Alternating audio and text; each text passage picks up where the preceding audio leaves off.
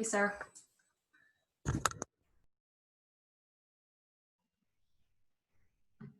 Hey, sorry, I Can you hear muted me you. okay? Yeah, I muted you because you had your screen off and I was worried that you didn't realize you'd unmuted yourself.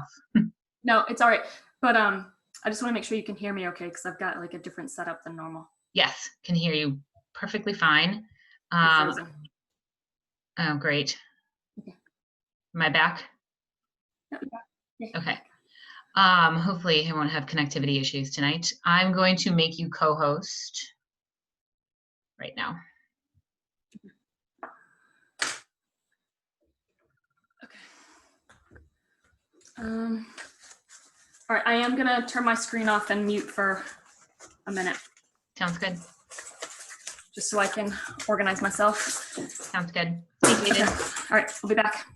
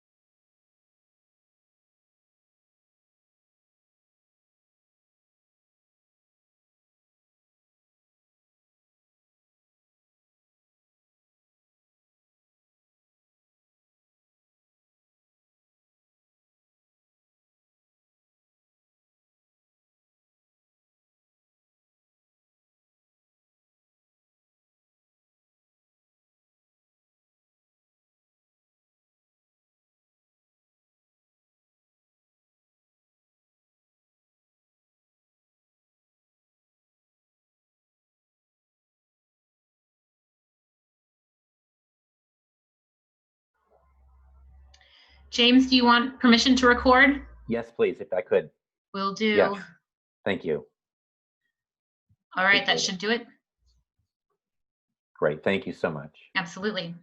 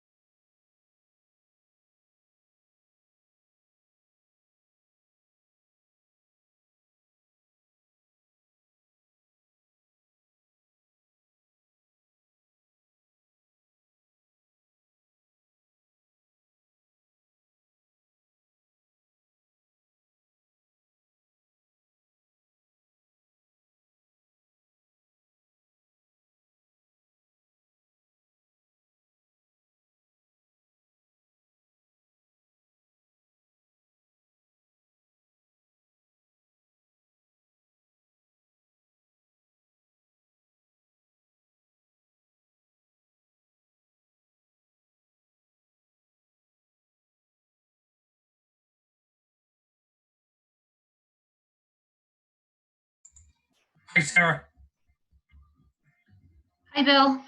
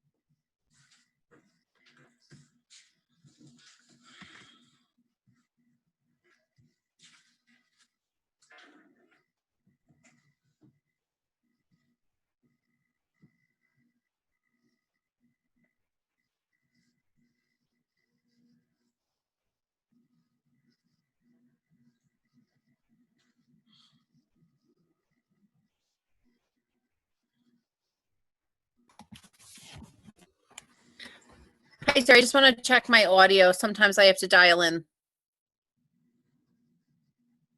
It sounds good right now. I have my phone here. If I need to dial in, I can do it pretty quickly. Okay, sounds good.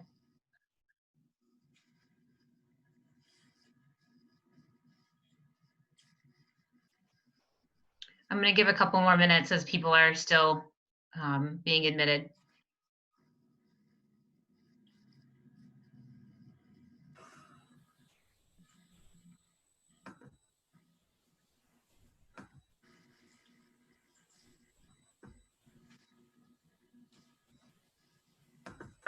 If anyone wants to make a public comment, if they could put their name and address in the chat function.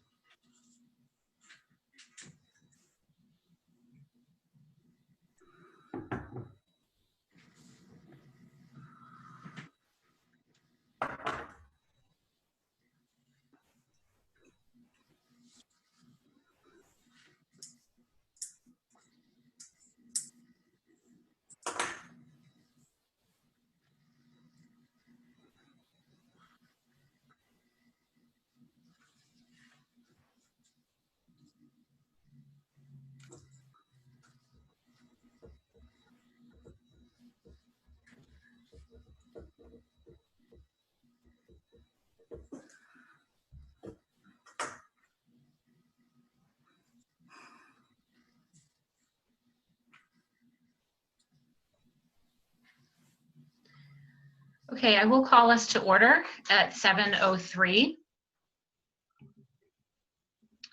Again, if anybody has a public comment that they would like to make, please put your name and address in the chat function. Are there any commendations tonight?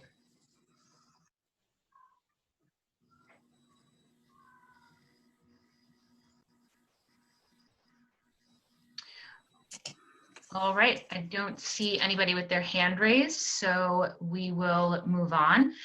Dan Howells, are you with us this evening?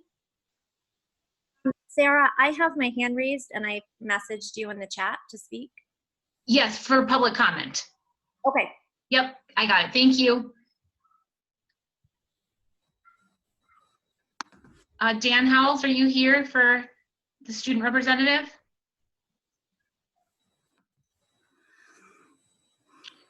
All right, I don't see anything from Dan, so we will move on to public comment. So Meredith, if you would like to go ahead and unmute yourself. Okay, thanks, Sarah. Can you hear me? Can you hear me? Yes, we can. Okay, great. Thanks. I wrote this down, so I'm going to be looking down a little bit, but I'll try to make this brief. I may have been quiet this past year since stepping down from my position, but I've been paying attention, as have many people in this community. Don't mistake quiet for disinterest or lack of awareness.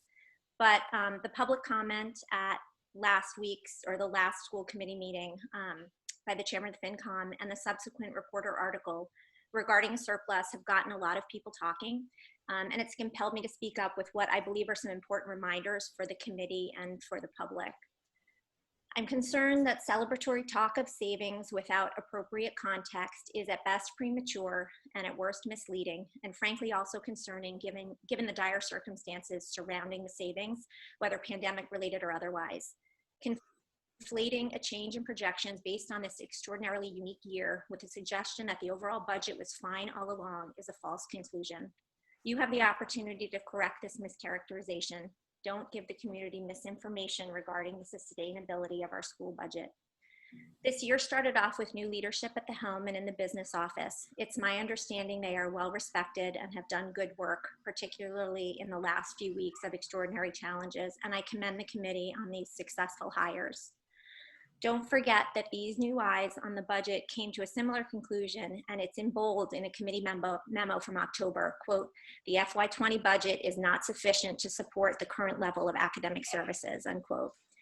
So while the FY19 and FY20 budgets were indeed balanced, don't forget this was accomplished with over $1 million in cuts that still exist in the FY21 budget. What was removed, to my understanding, has not been replaced. We have been in crisis mode since March 13th when the schools shut their doors. This is not something to celebrate. Parents, students, and teachers are suffering. There has not been a proper analysis of what's working and what isn't with remote learning, and that's frankly understandable. But I should hope that at the very least, any surplus in resources this year due to COVID can be put back into determining how to address academic shortfalls in student achievement, particularly with our most vulnerable students, to improve teacher resources and support students' emotional well-being, particularly with the uncertainty of the fall still looming. Remote learning in and of itself is a perfect example of how budget cuts impact students. The technology department was absolutely decimated over the past 2 years. With the need for remote learning and efficacy so prevalent, consider how much more sustained and effective a post-COVID plan would have been or could be in the future with additional technology resources available. You have a continued responsibility to articulate the dynamic relationship between needs and resources. In my opinion, this hasn't been communicated. And in fact, there continues to be a lengthy list of unmet, underfunded, or deferred needs this year and built into the FY21 budget, including the need for a need-based budget analysis, a special education curriculum review, and a facilities capital plan. The repercussions of pushing off this list continue to compound over time as crucial positions remain vacant, facilities maintenance is put off, and opportunities to innovate are stymied due to lack of funding. It was just a year ago that the high school auditorium was filled with parents, students, staff, and administrators telling you in specific detail what they needed and what would suffer with additional or sustained cuts. The majority of this committee chose to ignore that conversation then, but you have an opportunity to have that conversation now and articulate to the community where you stand. It's also a disappointment that this imminent conversation on whether or not there should be or will be some sort of give back to the town assumes that our students aren't part of it. Our students, teachers, and staff should be cherished as much as our history, our parks, our harbors, and all the other components that make up this community. In my opinion, our schools and our students should continue to be a priority for taxpayers as they are the future of this community, not some separate entity and an unnecessary draw on resources. You will be welcoming a new superintendent and assistant superintendent to the district in July. If you do not advocate for what is in the best interest of our students along with them, you will set them up to fail. At the very least, communicate honestly and accurately to the public about expectations versus reality and your own personal opinions on where you stand. And please update the website because there is not a single subcommittee agenda or meeting posted for the entire school year. And I know you've had them, but there's no way for the community to access those resources. And I believe that every member of this committee and every candidate running for a seat should think about their position as advocates for our schools and articulate whether or not they agree that any surplus should be returned or if there is indeed important use within our schools for those resources this year. Thanks. Thank you. Meredith? Thanks, Meredith. Thanks, Meredith. Does anybody else have a public comment? If you could put your name in the chat, that'd be great. And then go ahead and if you have one right now, there's nobody else in line, so you can unmute yourself.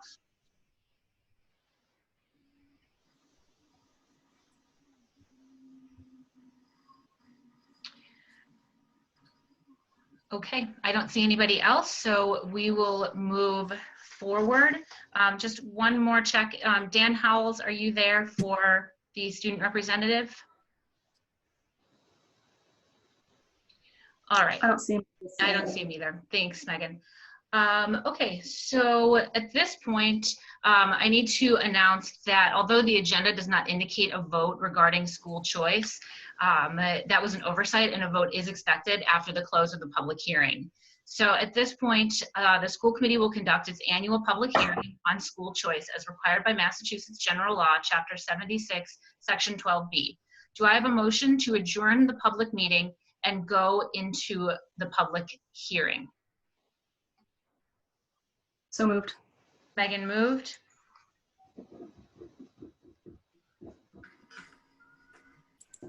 Second. David second. All right, this will be a roll call vote. Sarah Gold, yes. Jen Schaffner, Yes. Sarah Fox, Yes. David Harris, Yes. Megan Taylor.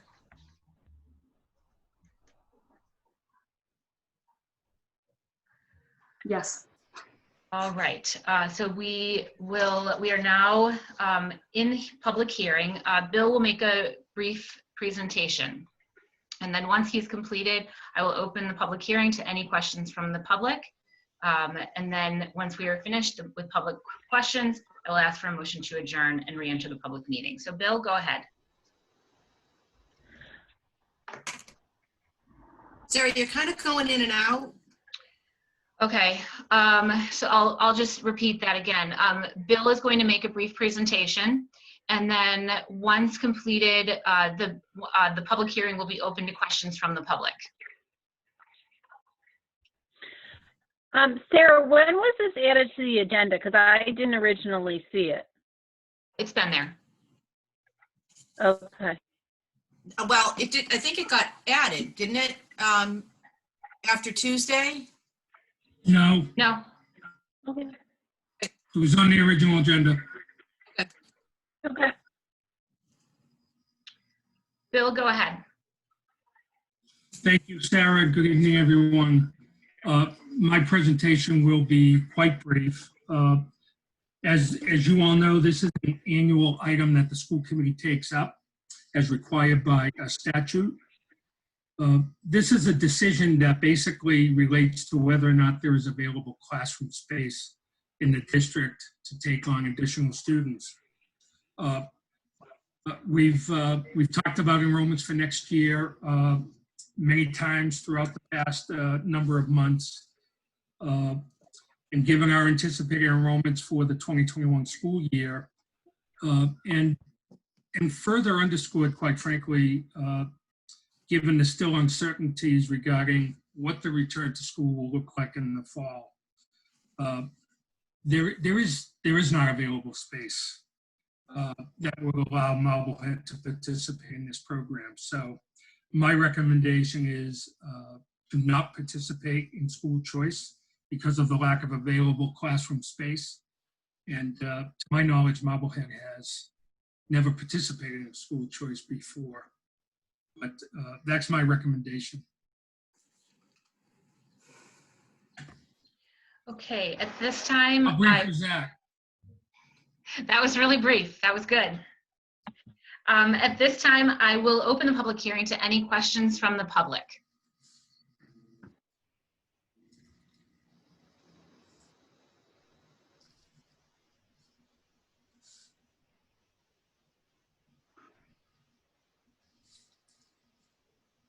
If anybody wants to say anything, they can go ahead and unmute themselves at this point.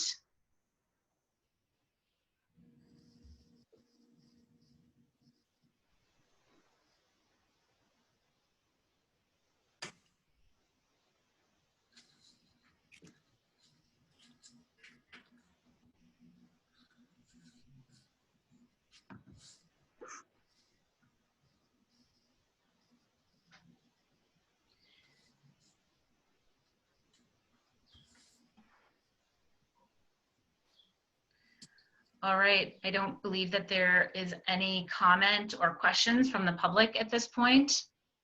So I will ask for a motion to adjourn the public hearing and re-enter the public meeting. So moved. Megan moved. Second?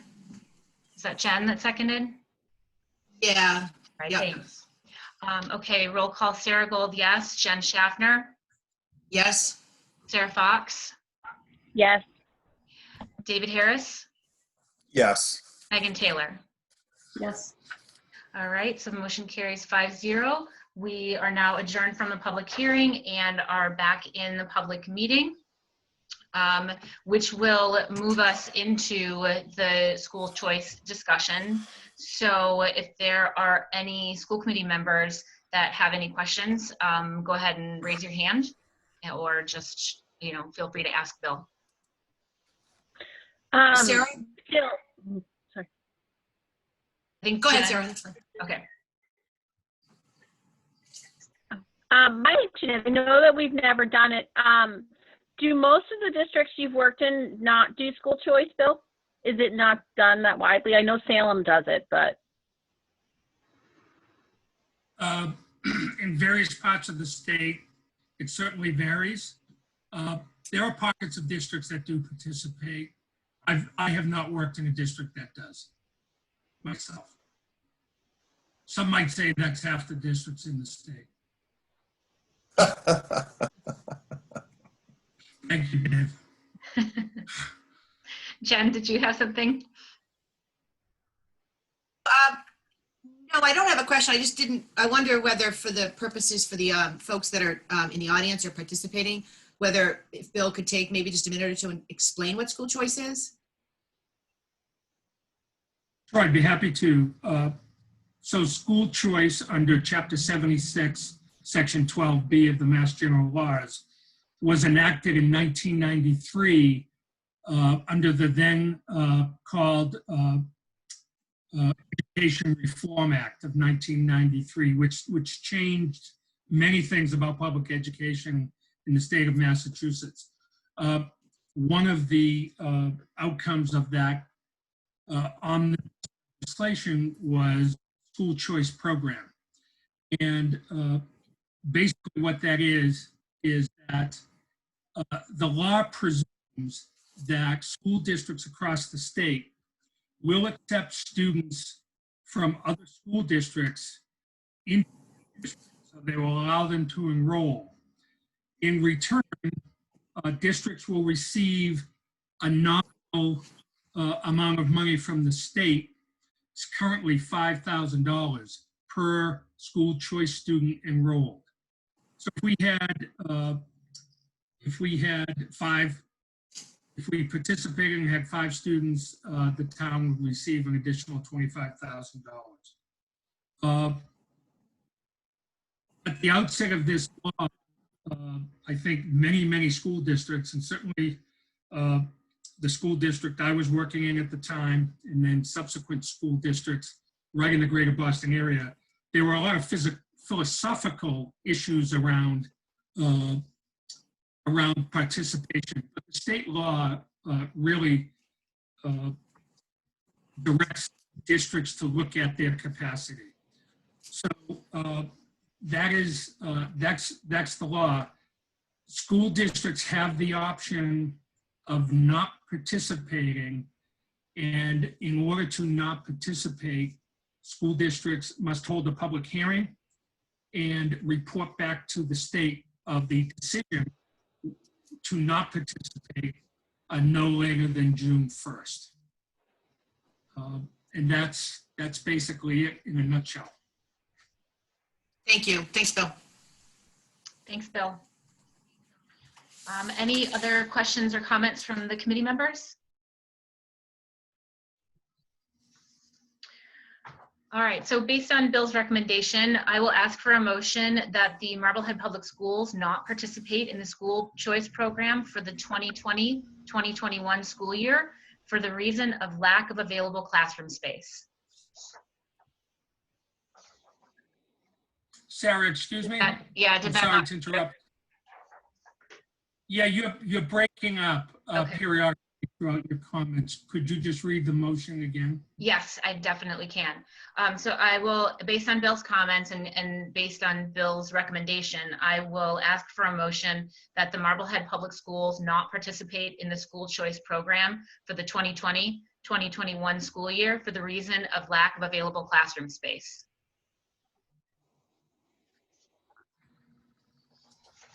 So moved. I'll have Sarah moved. Second. that Sarah made the motion, and then And can I a get a second? Sorry. I'll second. All right. I heard Jen first, so I'll give Jen the second. Pick from me one, Sarah. All right. I'll take a roll call vote. Sarah Gold, yes. Jen Schaffner, Yes. Sarah Fox, Yes. Yes. David Harris, Yes. Megan Taylor. Yes. All right, so that motion carries 5-0. Thank you, everyone. That will move us on to the minutes from March 5th, 2020. Those were in our Dropbox. Does anybody have any questions or comments? Sarah, to be honest, I haven't had a chance to go through them in great detail today. So if you guys want to continue, I'll abstain, or if we can hold off until our next meeting. Okay. I didn't get the Dropbox sent out to me till a few hours ago, so I am not ready to vote on those either. All right. Yeah, we had some pretty big. Sarah, I was just gonna. Go ahead, Jen. Sorry. I was just going to say, I did have a chance to read those, so I'm prepared to vote. I don't know if we have a quorum to vote. We can, otherwise we can put it off. Okay. I know we did have quite a bit of the Dropbox problems today. I'm not really sure, Lisa and I have to get to the bottom of that after this meeting. David, do you have a preference either way? Did you get to look at them? David, you're muted. I'm prepared to vote on the minutes. Yes. Okay, so we do have a quorum on it, so let's go ahead and vote them through. So can I get a motion to approve the minutes from March 5th, 2020? So moved. Jen moved, Second. David second. So I'll roll call. Sarah Gold, yes. Jen Schaffner, Yes. David Harris, Yes. Megan Taylor, Abstain. Sarah Fox. Abstain. All right, so the motion passes 3-0 with 2 abstentions. Thanks, everybody. Like I said, we'll figure that Dropbox piece out. I think something is up with the amount of space that we have to save things, the kind of the capacity on that. So we'll have to figure that out. That moves us on to the superintendent's report. So Bill, I will hand it over to you. Thank you, Sarah. So we have 4 items on their superintendent's report. Approval of a high school mural project, spring stipend payments. This is a continuation of a previous discussion. A school closure update regarding the Marblehead High School class of 2020 graduation, and just a small amount of information on the reentry plan, and then an update on the assistant superintendent search. So in your packet was an email from Muffy Paquette, president of the Sports Boosters, regarding a project that has been in the planning stage for quite a while. The project is the painting of a mural on the exterior wall of the high school, the portion of the wall that faces Piper Field. And that email describes the proposal. Also included was a rendering of the mural work that will be done. You'll notice that there's a title, Home of the Magicians, and then we have the big Marblehead M, and as well as the icon for our logo. The sports boosters and a private donor will be paying for this. And, it will include staging some equipment in order for the mural artist to be able to do the work. Michelle will be working with those groups to ensure that all safety items and the requisite and appropriate insurance documentation is provided.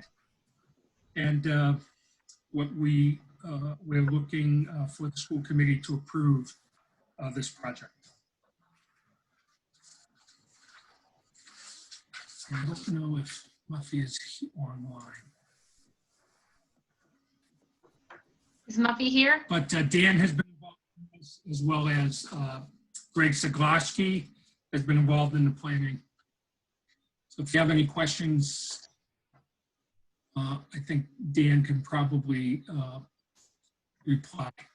Great. Bill, I'm going to try to share my screen really quickly, just so that the public can see what the drawing looks like.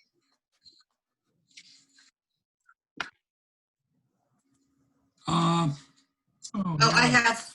Here we go. I have got a it up. picture here if you want me to hold it up. I think it should be, am I sharing at this point? Get it? Oh, do you have it up? It should be shared. Yes. Okay, Oh, great. yeah, perfect. Very nice. Yeah, it's really nice. I think it looks great. Yep. Yeah. And thank you to the boosters once again. Absolutely. Yeah, that'll be a really nice addition. Yeah.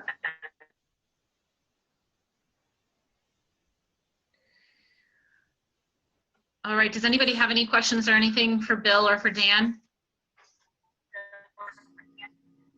No, I just wanted to thank Muffy. Never amazed me how much the boosters raises for the high school. Sarah, we can't hear you.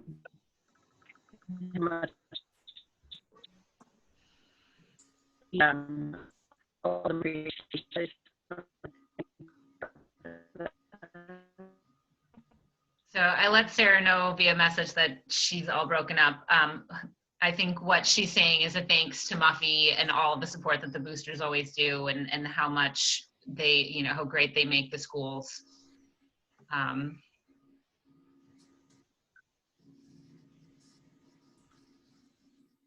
Does anybody? Am I understanding right that they're going to get started right away? Or Bill? Yes. Right after the all the plans and activities from the virtual graduation are completed. Okay. And did Buffy mention, I didn't see it in her note, but how long it's going to take? Dan Bauer, do you have any idea about that? Can't hear you, Dan.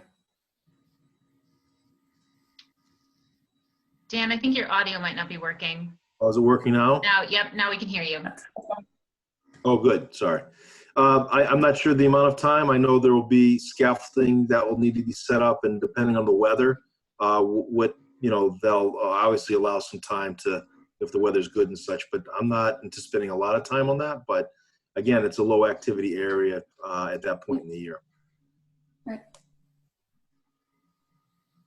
And you're happy with it, right? Oh, yeah. Yeah, I think it'll be awesome. Okay, great. Sarah, did you just dial in with your phone? Do you want to repeat your comments that you were making when we couldn't hear you?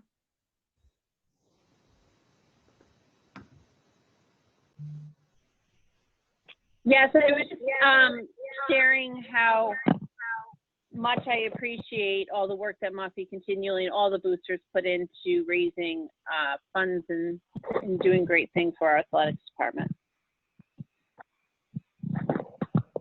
Thanks, Sarah. All right, so if there is no other comments or questions, I believe we have to vote on this one. So I will ask for a motion to approve the Marblehead High School exterior mural project as proposed by the Marblehead Sports Boosters, with the understanding that the Marblehead Sports Boosters and a private donor will provide the funding for this project. So moved. Megan moved. Second. I heard David first, so I'll have David second. Anything else on that?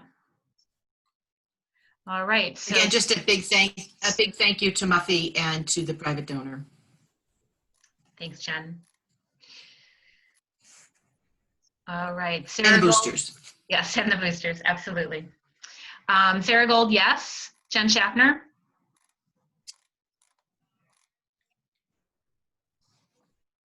Yes. Yes. Sarah Fox?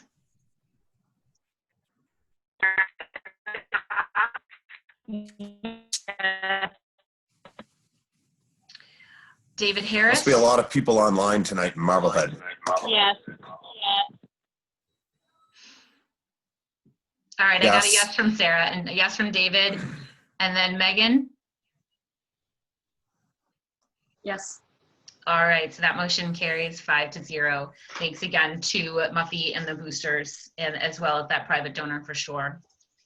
All right, Bill, that leads us on to the spring stipend payments. Yes, thank you. So last meeting, the school committee approved a memorandum of agreement between the school committee and the Marblehead Education Association on a number of items related to school closures and remote learning. One piece that still needed to be worked out was the issue of spring sports stipends, as well as the remainder of the school year long activity and advisor stipends. So in your packet, you were provided with a proposed memorandum of agreement regarding the stipends.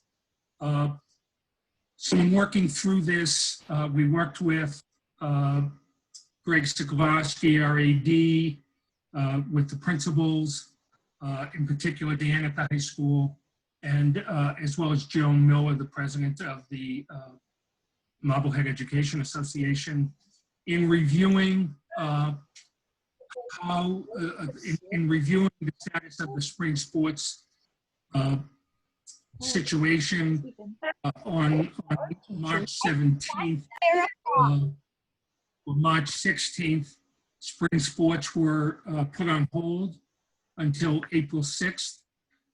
Just prior to April 6th, the season was again delayed further until the end of April, and then further again for the remainder of the year. So our athletes didn't even have a preseason, they didn't have a regular season, but in reviewing the coaching situation, you know, we do have most especially, our first focus was the head coaches. You know, our head coaches do spend time outside of the season doing planning for the upcoming year. While the season was delayed, they were still doing, you know, still planning, being in touch with our student athletes, et cetera. And then there are other odds and ends that happen during that time. Some coaches are talking to universities and colleges, et cetera. So, so what we came up with was, and what we thought was fair, was that our head coaches would receive 25% of their stipends for the spring sports. All other coaches, be it an assistant varsity or JV or a freshman coach, receive 10% of their stipends, and then all of the year-long stipends. We did a review with our principals, and with just a couple of exceptions of some activity-based stipends that actually happened in the spring that did not run, those stipends will not be paid, but all of the other year-long stipends, the vast majority of work have been done through the end of March. And and a lot of the end products, if you will, or the end results of the year were pretty much done, with the exception of the newspaper and yearbook, and those continued virtually, actually, through and will through the remainder of the year. So the proposal is that all year-long stipends will be paid. They'll receive this second payment. Half of that stipend was paid back in December. So that's the proposal, and we're looking for action tonight so that these stipends can be paid in the next 2 payrolls. All right, thank you, Bill. So I will ask for the motion and then open it up to discussion. So can I get a motion to approve the memorandum of agreement between the Marblehead School Committee and the Marblehead Education Association relating to spring athletic coaching stipends and full year stipends? So moved. So Megan? moved. So Megan moved.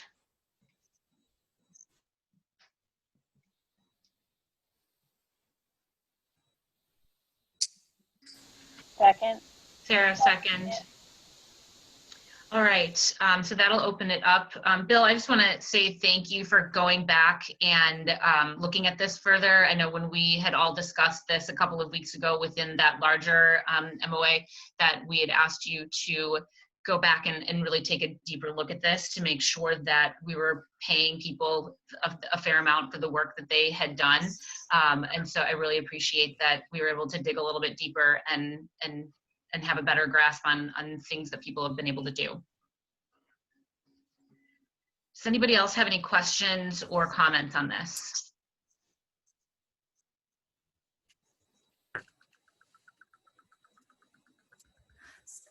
Just to clarify, it's for sports and activities, right? Correct. As written in the proposed agreement.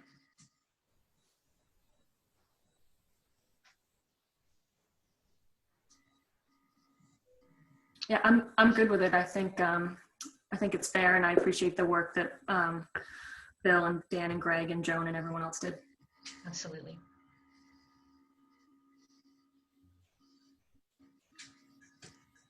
Anybody else have anything to add for that? No, that will be communicated to everyone, Bill, right? Through either Yes. Dan or Greg or so, or the Yes. assistant principals. Okay, great. Thank you. Thanks for working on that. I think it's very fair, and hopefully it's a one and done. Next year, we're not dealing with this. I hope, certainly.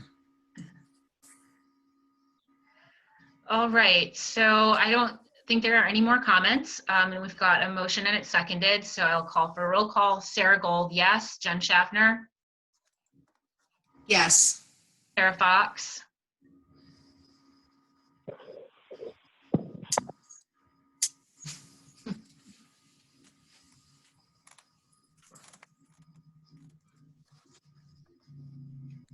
Yes. Thanks. David Harris? Yes. Megan Taylor? Yes. All right, that motion carries 5-0. Thanks, everyone. Okay. It will be nice to get back to in person, won't it? Yes, it really will. Even if we have to be masked, anything is better than this. I know. Let's do it outside. Oh, I guess we can't film it outside. Outside. I mean, it's pretty sad to drive by Seaside and see the nice green grass and Yep. the baseball field is all groomed and Empty. ready to go, but it's been empty. Yeah. Ryan being a senior there last year, I can only imagine,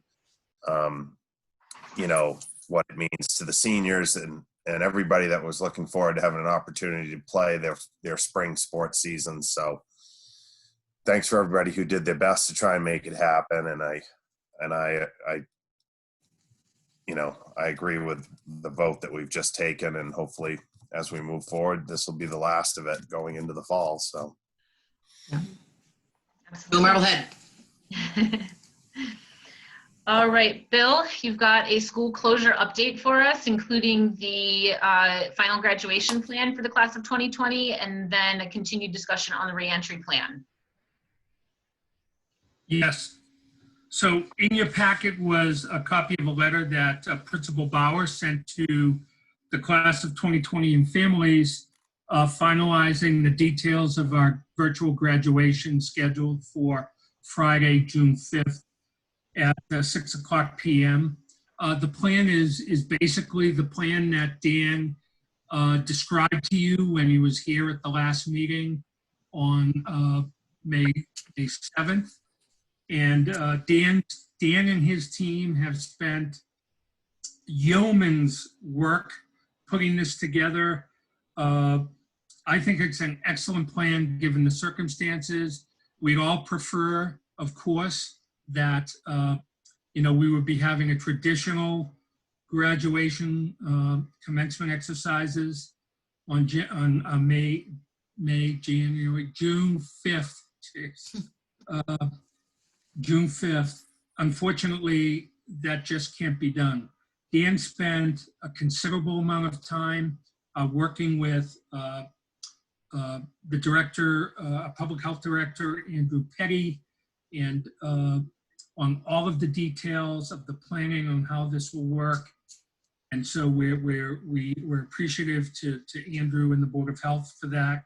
In addition, a considerable amount of time spent on the planning with our colleagues in public safety, both the police department and fire department. So thanks to Chief Piccarello and Chief Gilliland and their staffs. And Dan is here tonight. He's prepared to answer any questions you may have. We have had some parents in the last couple of days that have been really pushing for a more live program to be held outside sometime later in June, maybe July. Although there was one plan that was proposed for June. We've been following the guidelines. We've been following the mass reopening guidelines as well. And believe it or not, wouldn't you know it, we just this afternoon at around 4 o'clock received guidelines from the Department of Public Health and the Department of Elementary and Secondary Education regarding high school graduation guidelines for this year. And the guidelines are clear. I did send you, I forwarded those to the school committee, and we will be sharing these guidelines with the parents, with high school graduation senior parents tomorrow. But it states clearly that ceremonies held between now and July 18 should be held virtually following or limited other circumstances. And they give an example of car parades as one of those circumstances, and safety protocols, of course, being followed. They do say that ceremonies held beginning July 19 may take place outside under a list of standards and assuming, and there's a big and here, assuming the public health data supports the continued opening of our state.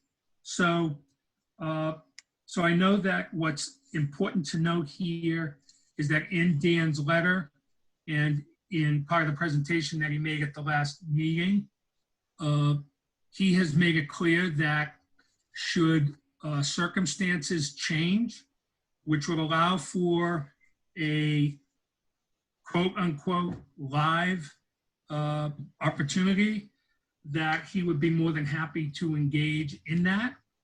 But that would be in addition to, and in this case, given the dates, a follow up on the virtual graduation. So that's where we're at with that. I want to commend Dan and his team for all the work they're doing. I think, again, given the circumstances, it will be, the best tribute that we can provide our seniors at this time.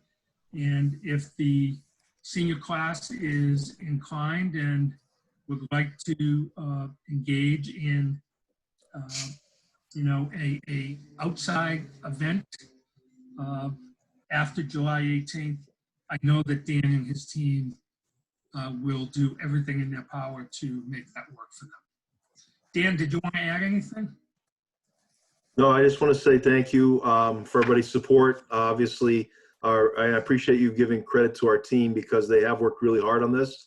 And I think the bottom line was when we worked with our class officers way back, the number one thing is making sure that we can deliver a ceremony, deliver them the opportunity to mark their high school graduation, and also knowing that when safe to do so, we'll be able to provide an opportunity. So today's information, is helpful, and certainly I'm very pleased that we started our plan today actually with the speeches being recorded and working on that. We actually had 2 students cross the stage today based on circumstances, and it was very moving to see that, and the families were very appreciative of that opportunity. So with that being said, to me it's an insurance policy that we can mark the celebration of our seniors who we know have missed out on so much. Now we have an opportunity to see if there's something that we can do in addition, as we always said, and we're more than happy to honor that and help our seniors. Thank you, Dan. Thank you. That's the update we wanted to provide. If you have any questions or comments, we're happy to hear them. Thanks, Bill, and thanks, And, Dan. and if I can add, we have a number of surprises still that we've been working on, and I think everybody will be pleased. And I can tell you that the boosters really stepped up in one. You saw the surprise, and there are a few other items that our seniors, I think, when they see this piece, they're going to be very, very, very happy. That's awesome, Dan. Yeah. And Thanks, Dan. it was working really well. I was over there today to tape my little statement that I had to make, and it was, everybody was social distanced and wearing masks, and it was well oiled. Yep, they worked really hard. They have. Yeah, clearly there was a lot of work that went into that. And And I just want to say,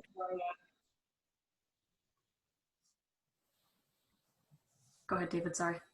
no problem. I just want to say on the heels of last year, Dan, working to try and maybe start a new tradition of having graduation outdoors, and how the entire ceremony went off last year. I think it's just really unfortunate that this couldn't be year 2 of having graduation outdoors in the stadium. It was a very well-run event, and once again, it's just unfortunate given that we already had an outdoor graduation ceremony that we couldn't continue that tradition. So I look forward to seeing what you've put together for everybody and all the seniors and everybody else. And thanks for all your efforts, and we'll go from there. Yeah, it's great to hear, Dan, that you've put a few extra touches in there to surprise them, to keep it interesting. And I'm glad to hear that the door's still open for something, further on in the summer. So thank you.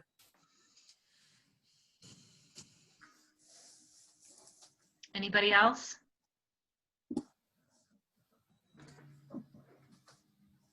Thanks again, Dan. Thank you very much. Thanks, Dan. All right, Bill, a reentry plan update. So reentry plan update. So there's not a whole lot new beyond what we reviewed last week, other than I continue to do research. I continue to talk to my colleagues and to our staff regarding some issues. Have a meeting planned next week to meet with our nurse leader. There's been a lot of on behalf of the superintendents group, the Mass Association of School Superintendents, pushing the commissioner to provide some guidance. What we are concerned about, and I think we all should be concerned, is that we don't end up having 300 and some odd different reopening plans across the state for our schools.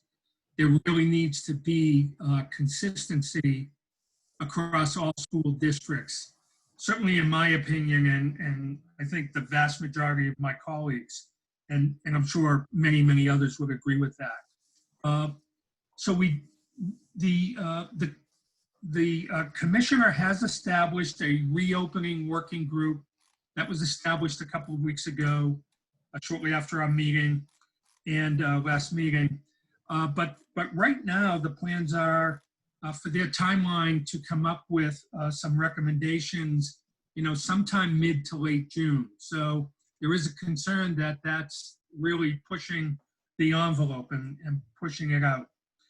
So at a meeting with the MASS Executive Board last Thursday with the commissioner, this was a part of the discussion. So my takeaway from the meeting minutes that I've been able to go through from that meeting, the commissioner agrees that that there should be a general plan, and what he shared with the executive committee was that DESE will be prepared to provide more specific guidance, and he estimated with up to 85% of that guidance being a directive, so that the vast majority of the reopening guidance would be in the form of directives to school districts. This is what must happen. And then there'll be, which seems appropriate for me, as every district has their own nuances and unique organizations and practices, there will be room for some flexibility in there. And he's been told that, as superintendents, we're being asked about reopening plans and, what is it going to look like? We need to get on top of this. So he cautioned, his term was, he asked us to be a little more patient. He cautioned against jumping the gun and getting too far out ahead of where the state is going to come in at, and that he has a group within DESE, within his staff, that are also working on this as well. So, we are hoping that there will be some initial guidance over the next couple of weeks. And in the meantime, we continue to work internally and discussing, logistics. We've begun conversations about PPE and, do we have vendors that have PPE available? And will local districts be responsible for their own PPE, or will there be a statewide effort regarding that? So that's just one small example of where we're at, but we continue to just take this bit by bit, and that's where we're at, and I will keep you posted, and hoping to have more information than I was able to provide tonight at our June 4th meeting. Thanks, Bill. Does anybody on the committee have any? Sarah, I see your hand raised. Go ahead. I had a question too, Sarah. Okay, thanks, Jen. I'll go to you after Sarah. Okay, let me know if the audio isn't working. But I talked to Bill a little bit earlier about this and kind of got a lot of my questions answered that way. But one of the things I forgot to touch on was who is making up the committee that's looking at this, and is that the final makeup of that committee? Is there an opportunity to add potentially, an educator on it from every one of the levels? And also, is there parent representation, because the parent buy-in is so important in this. And then my last question really surrounds around the idea that I find it hard to believe that in no format will there be some type of distance learning going in the fall. We have children who have immune issues or families that are just not ready. And is is it appropriate to start looking at those distance learning elements now, since we know that in some format it will happen for some kids probably? Just what is the appropriate level of that now? Yes, Sarah, thanks. That's a good question. In terms of the membership, I will have to look that up. I'm sure it's posted, and I will get that information and send it out to you, to all the members. And in terms of, what the fall's going to look like in terms of some remote learning, that's my feeling, that's my gut, frankly, right now, that there'll still be some form of remote learning, whether it is, whether all students are involved in some kind of, as a part of a hybrid model, whether it is every student because circumstances changed over the summer, or because of exactly the examples that you just provided. Students who, for medical reasons, should not, be in school yet. I think there are also going to be students whose parents, maybe the children don't have specific medical reasons why they wouldn't be in school, but they're just not comfortable. And, my sense is we have to find a way to honor that. So I think you're right. So given that, my belief also is that remote learning will look different, it will evolve, it will be more robust. I believe it has to be. But I think there are a couple more steps we have to take before we get to that. One of those steps is figuring out how we're going to assess our students in terms of where there might be either knowledge gaps or achievement gaps. And so the state, has been talking about this. And there may be, the commissioner has talked about having assessments developed that all districts can use. I'm kind of thinking that this may be an area where our staff, who know our kids the best, can, at each of the different grade levels, certainly at the elementary schools, develop our own assessments that we can administer. And then, at the middle school and the high school level, there are assessments that can be put together directly related to specific course studies, course content. So, that's something that we will be looking at in the very near future, and talking about what that might look like and what the process for that may be. And so I think, before we develop, we need to have that information so we know where our kids are going to be at. And that, that also goes along with, thinking and perhaps planning about whether there'll be summer school opportunities, whether that'll be live or whether that'll be remote. I've said before that I envision, even if there's some opportunity to do that over the summer, I envision some additional support being provided in the fall, perhaps through the whole fall, perhaps through the whole year, whether that looks like, after school support, Saturday morning support, we just don't know that yet. We are hoping to finalize over the next, I would say, week and a half, what our extended year program is going to look like. We typically run a 6-week summer program for a number of our students who are on IEPs, as well as some literacy programming for other students.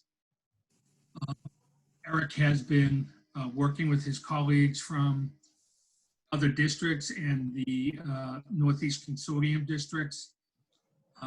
It looks like our extended year program will likely start with as a remote program, perhaps for a period of 2 or 3 weeks. Our program, we've made a decision this year, will be a 5-week program. That was a decision that was made back in the fall. And with perhaps a transition to on-site programming, perhaps for the last 2 weeks of the program. So again, that's been there's been work done on that, and there'll be more to report on that at the June 4th meeting as well. So, it is complicated. Timing is difficult. There's still a lot of information that we need, but there is some work that's happening, to move forward with the hope of having certainly a draft plan, by the middle to third week of June. And it's a plan, I believe that unfortunately will continue to be worked on and adjusted and finalized, as we go through the months of July and into August. I think just given the circumstances, that is just going to be part of what has to happen.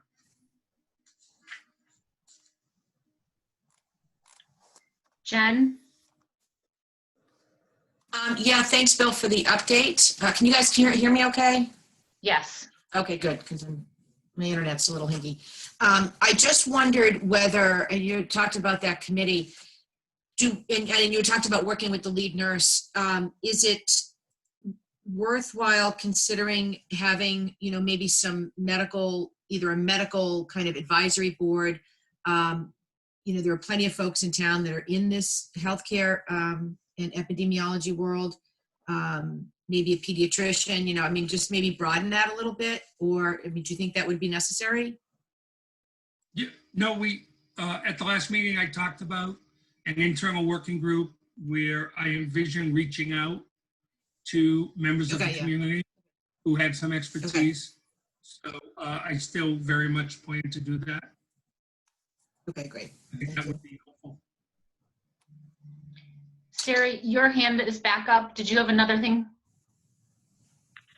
Well, yeah, I just wanted to talk a little bit about the budget ramifications. And I'm not asking Bill to give us numbers for that, but that's constantly on my mind of how will this affect the budget, and if there's going to be potentially extra services after school or Saturday, that's obviously going to affect the budget, and we should plan for that to the best of our ability as we move into finalizing the budget. So I'm not looking for any ballpark numbers or anything here, but just the idea that we're trying as best we can to allocate, estimates to these items. No, we are, Sarah. We've talked about this a number of times.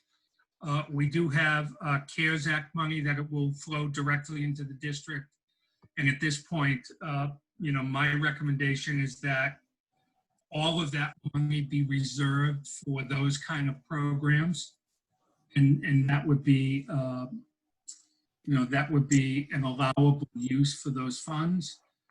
We do believe we're going to have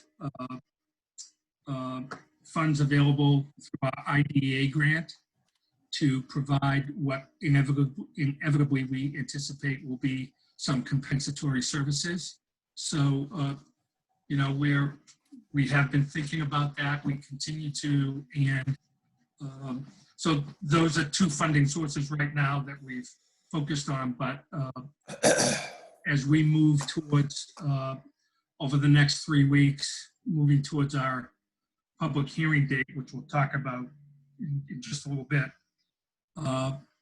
we'll have to, in my opinion, we'll have to identify some funding for, other things. And it may be an estimated, line item for things like A, B, C, D.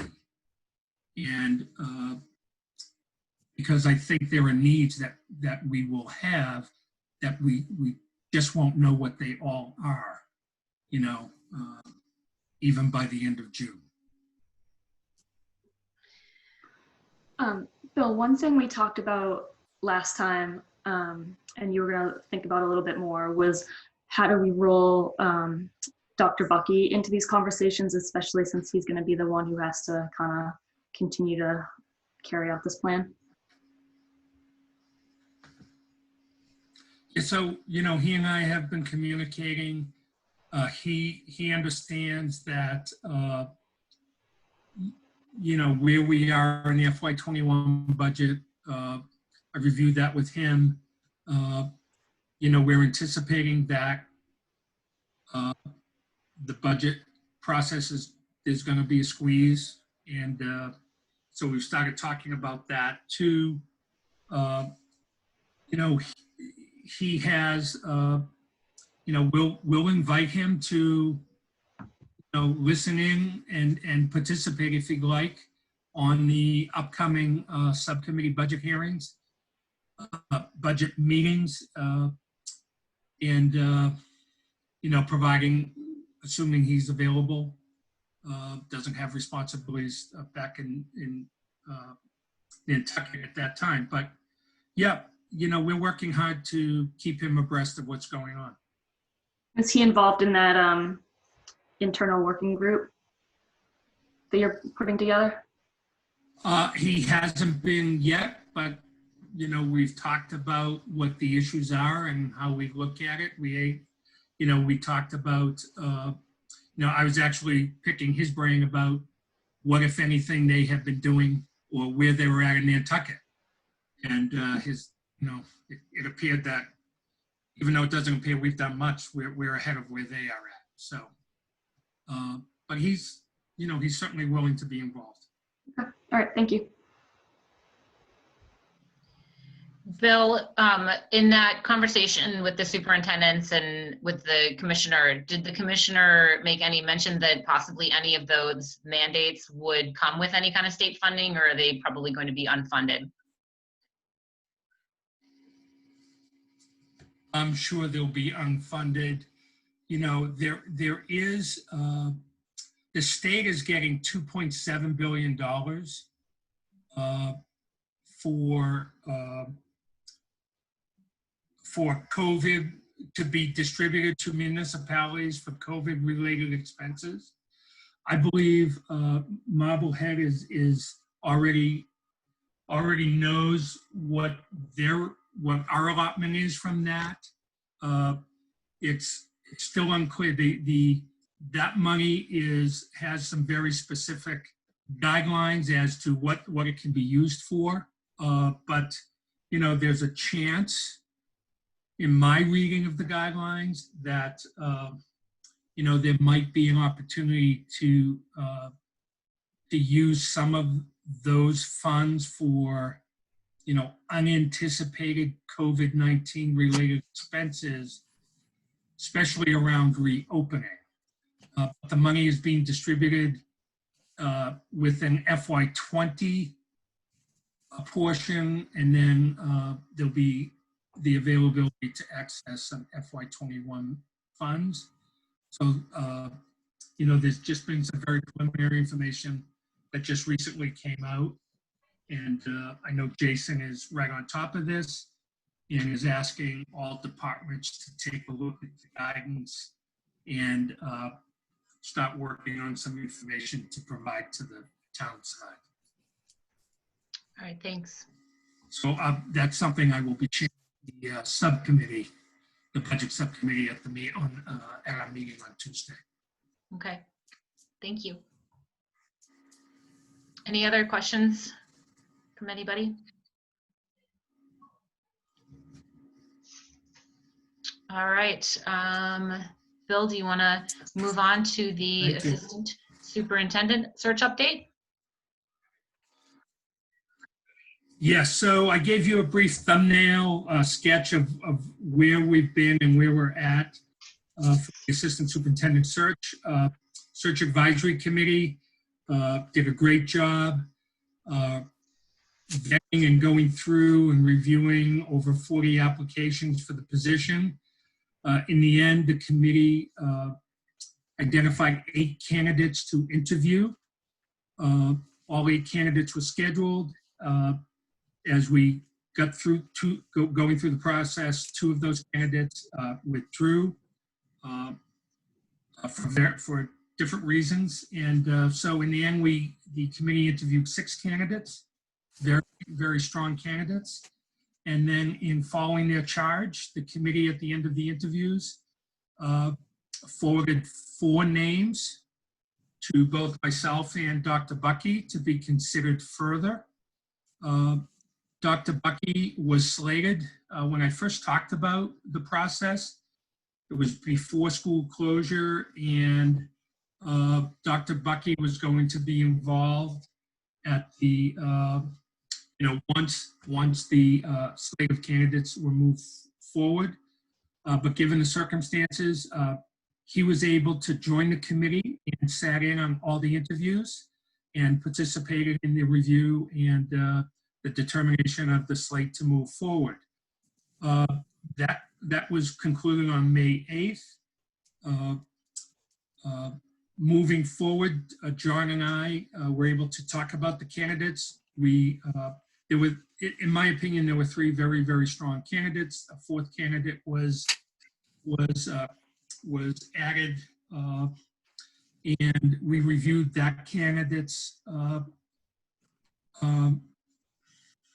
background, reviewed references, went back through all the application materials, and in the end, we decided that we would set that candidate aside for the time being.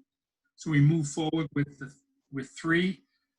Since that time, one of the candidates has withdrawn because they accepted a position as assistant superintendent in Wilmington, leaving two candidates. 2 candidates are, in my opinion, very strong.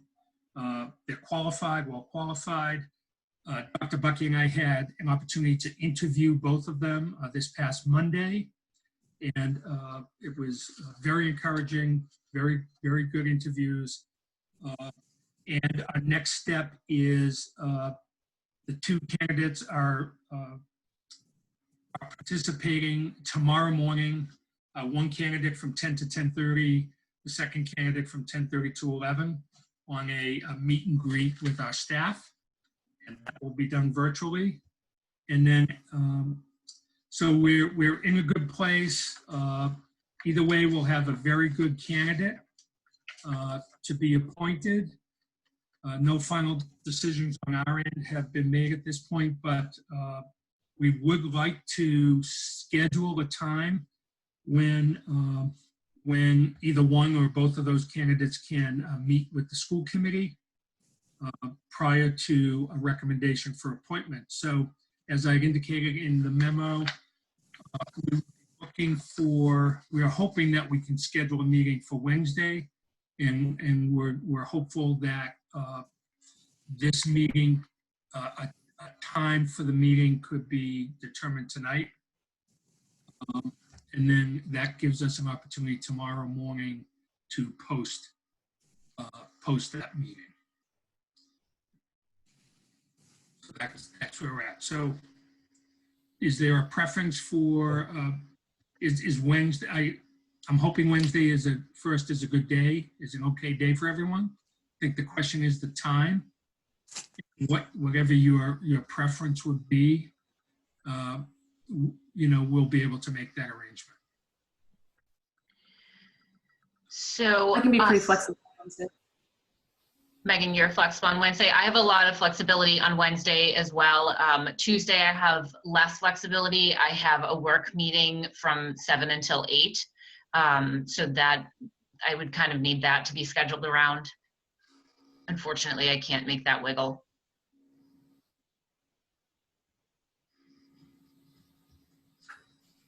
I think if we could do it in the evening, it would be better for the public to be able to watch and see. I think this is another step in the process that the public would be interested in. So just for transparency's sake, I think that would be better. Yeah, absolutely. I think at least my assumption was that we were going to book for an evening meeting. What time would you like to do that? 7, 6, 6:30? You know, I'm thinking it depends on whether there's one candidate or two that, you know, there's a possibility that we just might bring one candidate forward. But we're thinking, you know, a 35-minute or so session.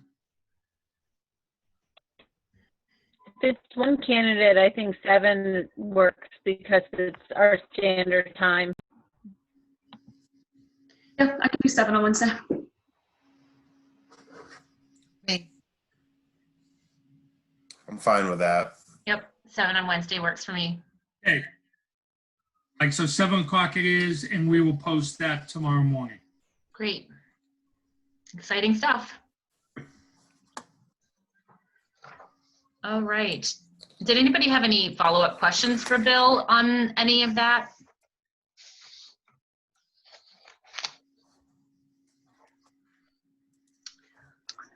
No, I think they're great. You know, the ones we put forward from the search committee, I think they're great candidates. So I'm looking forward to it. And let me, you know, it was in my memo, but I didn't say. So the two candidates who are meeting with the staff tomorrow, the first will be Miss Laurie Kirby. Laurie's from North Andover, currently working in Manchester. And the next candidate is Miss Nan Murphy. She is from Burlington and currently works with DESE, the Department of Elementary and Secondary Education.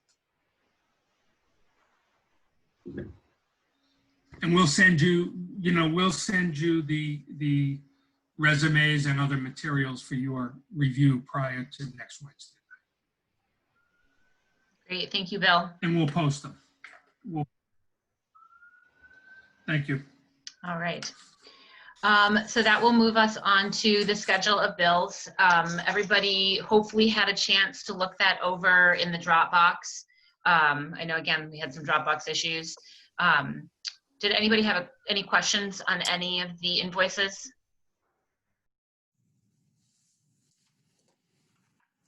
All right, so I will then just go ahead and ask for a motion to approve the identified schedule of bills totaling $1,057,893.61. So moved. Jen moved. Second. David second. All right, anybody, any comments? All right, so I'll do roll call. Sarah Gold, yes. Jen Schaffner. Yes. Sarah Fox. Yes. You hear me? Yep, heard you. Thank you, Jen. Yes. All right, Sarah said yes. David Harris.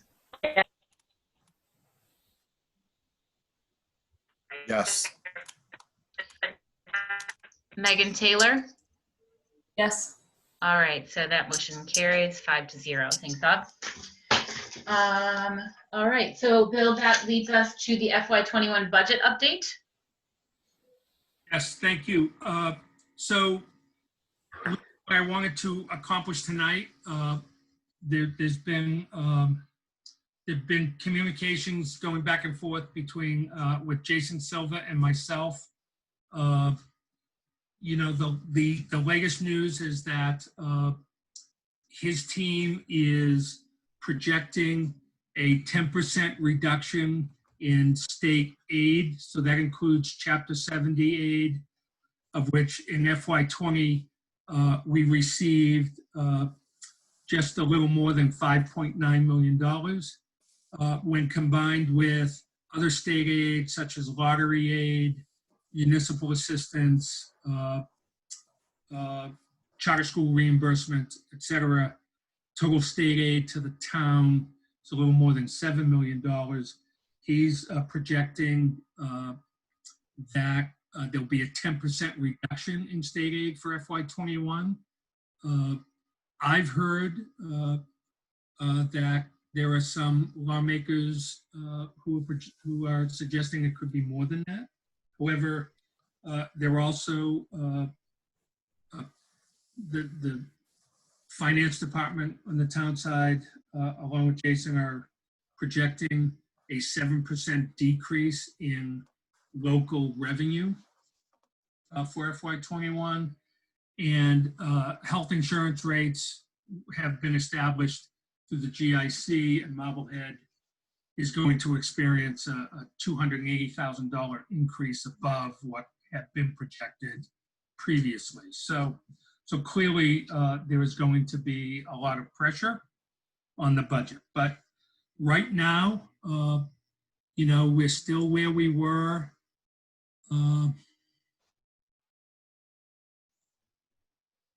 We still, oh, no, that's not it. You don't want to see my,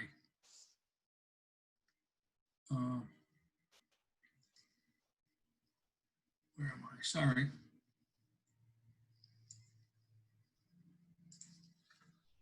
So we're still where we were. There've been no adjustments since the last time we met. The budget subcommittee is meeting on Tuesday, and we'll be talking in more detail regarding what we've heard from the town side, if there's anything more coming from them. And then, you know, I think my sense is the subcommittee will probably meet one more time and next week prior to our June 4th meeting. And I anticipate at the June 4th meeting that we'll do another detailed review of the FY21 budget, focusing on and making a decision on what the budget number will be when we do our public hearing presentation. So regarding the public hearing presentation, we know that now, tentatively, at least, we're scheduled to meet with the Finance Committee on June 15th, and town meeting is scheduled for June 29th. I'd like to propose that the school committee meet on Monday, June 8th, for the purpose of conducting the public hearing on the proposed FY21 budget.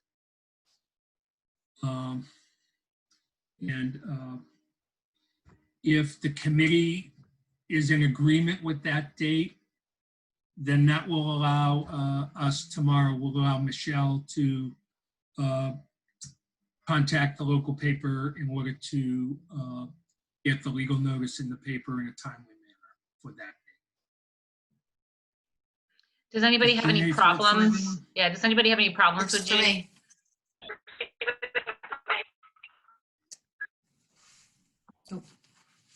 And that would be at 7 p.m. Okay. All right. Thank you. Thank you, Bill. And that's it on the budget. All right. Any questions from anybody on that? All right. So then that leads us to the service and maintenance agreement contracts. Yes, and I would ask Michelle, can you say a few words on this? Absolutely.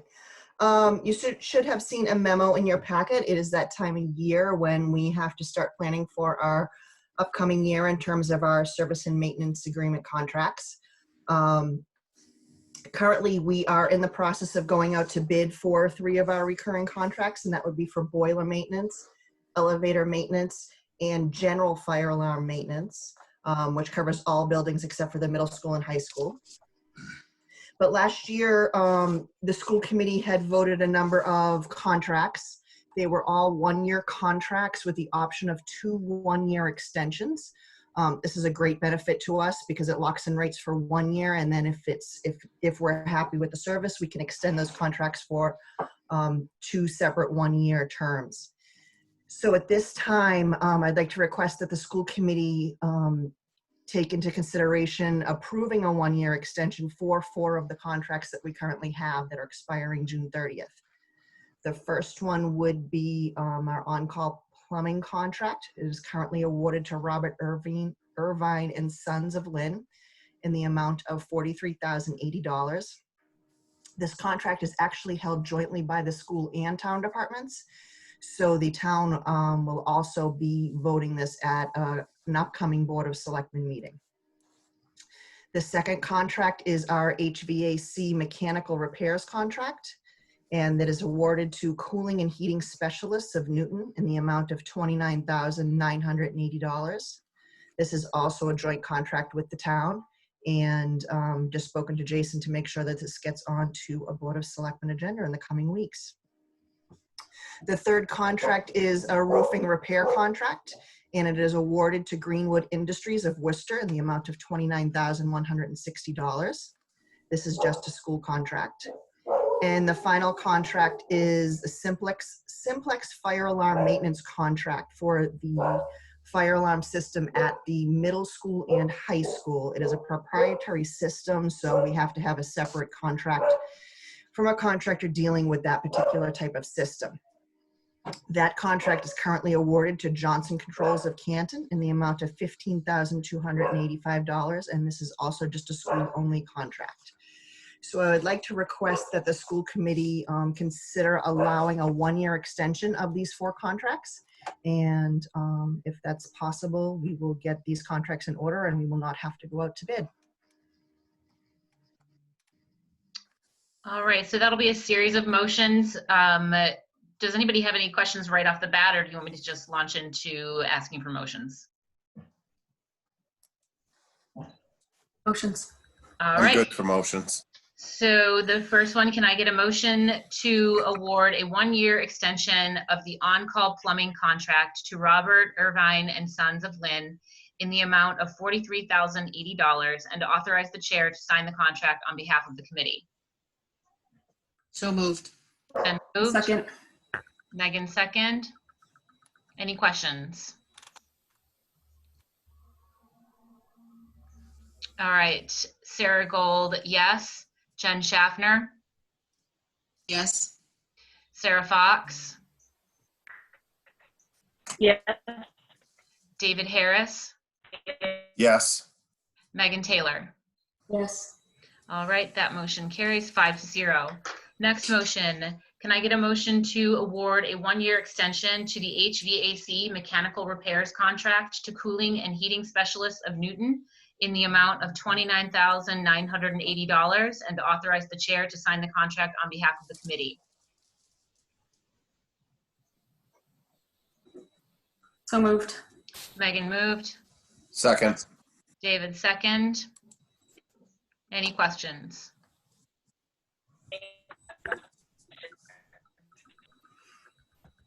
Sarah, did you have a question?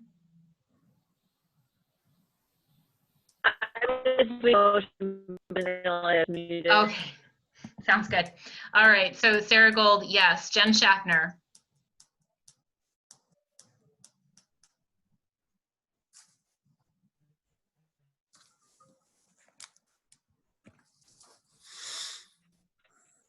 Jen,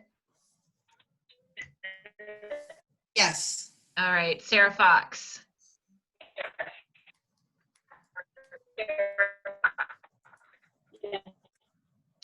David Harris.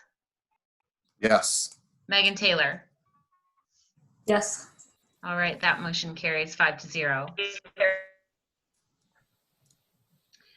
Next motion, can I get a motion to award a 1-year extension of the roofing repairs contract to Greenwood Industries Incorporated of Worcester in the amount of $29,160 and to authorize the chair to sign the contract on behalf of the committee?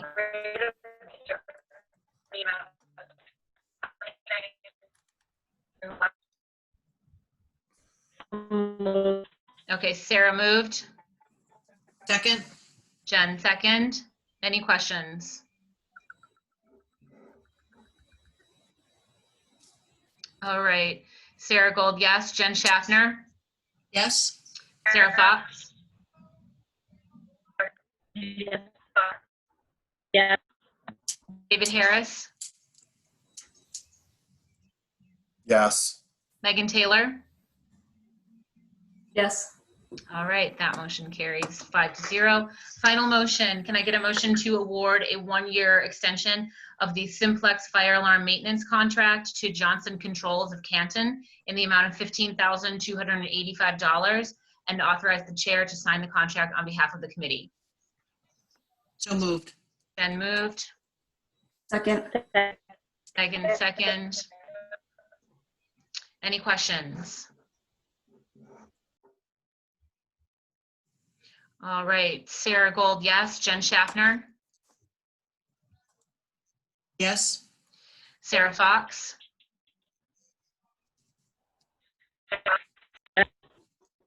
David Harris, Yes. Megan Taylor. Yes. All right, that motion carries 5-0 as well. Thanks, everyone. Thank you, Thank you very Michelle. much. Thank you. Thanks, Michelle. Okay, so that takes us on to school committee communications, and we've got an update on the school building project. David? Thanks, Sarah. So I'll start with this week. It's been another week of blasting and ledge removal, and it's been moving forward, very successful. Tomorrow will be some more drilling. And in addition, there is a special notice that's gone out where they are bringing in some heavy equipment that will be used for the rock crushing. So just as part of people who might be listening, or for a public notice, that on Friday morning, there will be a delivery of equipment between the hours of 5 a.m. and 6 a.m. The delivery trucks with equipment will enter the site through Gate C located on Dartmouth Road and will be turned off. The offloading of equipment will not occur until 7 a.m. Due to the size and weight of the equipment scheduled to be delivered Friday morning, the Department of Transportation regulations require the pieces of equipment to be transported between the hours of 3 a.m. and 7 a.m. So that's just the first move and start.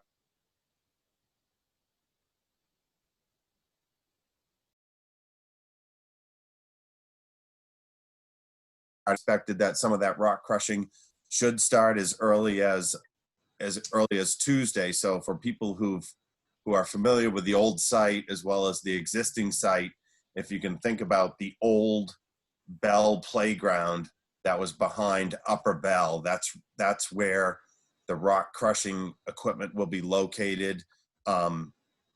We've done that to be mindful of the neighbors. It's furthest away from all of the abutters and will help mitigate some of the sound that comes with that. And also, they'll be able to control, as we heard from local residents about, controlling the dust and mitigating everything that comes with rock crushing. So that's really exciting. There's been, probably 50 to 85 tractor trailer loads of soil and loam that have been removed from the site this week. So that's being taken care of. They've started installing the water main that needs to be put in place that will go from Baldwin Road over towards Dartmouth Road, and some additionally included in our stormwater permit. That area traditionally was flooding, and some of the pipes were undersized to control runoff. So should see some major improvements there, and the stormwater control that's being put in place. So that's what's happening currently. The other piece that's worth noting is, bear with me one second, is that some of the early bid packages were received last week, and this is on the exterior. So we are vetting and going through the awarding of masonry, waterproofing, roofing, and metal windows. So those were all received on Friday, and that's early indications look like there's no major concerns there. Had a very positive response by having multiple bidders to each of those packages that we required, and things are looking good there. Then if I move back to last week, I think everybody knows there was a full building committee meeting last week where it was discussed at length, and there was a recommendation and a vote to file an amended plan with the planning board that would clarify and I guess change the color to make sure that it's understood that we are looking for a muted red brick. That submittal was forwarded to the town clerk's office today for their formality of a stamping, and then it goes to the Becky Curran, and there's a 2-week period where there will be advertisements that will be placed in the paper. And then thanks to Becky and the planning board, they've agreed to, at least as of what we understand right now, allow for an additional planning board meeting that will take place on June 11th for a review of that submittal related to the color of the brick. And beyond that, those are the updates that I have. I would just like to note that we have been having our OAC meetings, and we had our 7th, which is owner, architect, contractor meeting. Although they've all been virtual, the 7th meeting was held today, and the prior meeting minutes have been deposited in the Dropbox, and hopefully all the committee members have had access to those. In addition to that, there is the monthly report for the month of April that was submitted. And also most recently, Brian Dakin, this might have caused some of our Dropbox problems too. We'll have to look at this, but due to the size of the files, Brian Dakin from Left Field added a folder for the recommendations to award contracts. He added some folders to the file, and depending on who is in that list, it might have put people at a limit for the size of their Dropbox. So we'll make sure we take a look at that. But all in all, we're fortunate. COVID-19 right now, I mean, they are following all the required safety protocols and managing the site as required according to the guidelines by the state of Massachusetts. The site has been working without incident and without any accidents since we started, so that's very positive.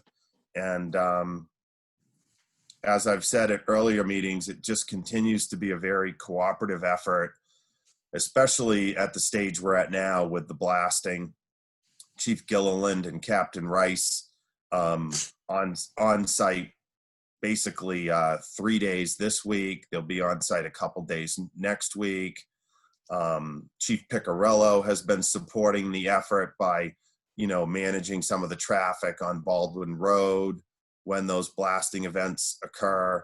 Amy McCune from Water and Sewer has been great working with the team as they've been, putting in the water lines and making sure we're meeting the requirements of the town there. So it's just been a really good cooperative effort there all around, and it's it's moving forward. We've had some couple of issues with some neighbors, but I think Brian Johnson is our Left Field representative who pretty much lives on site at the trailer, and he's really out in front and makes an effort to go out and meet these neighbors and try and work with them on any questions or concerns they might have.